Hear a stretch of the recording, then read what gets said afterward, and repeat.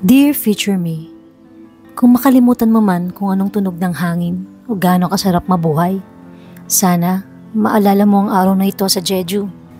Tumayo ako sa tabi ng dagat, hindi para tumakas, kundi para makinig. Parang may sinasabi ang hangin. Baka boses mo yon, future self.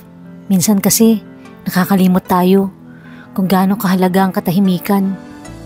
Kung dumating ang araw na bumigat ang loob mo, sana maalala mo tong part na to, kung saan ang kasada ay makulay at simple lang ang dahilan para ngumiti. Color is joy. Joy is now.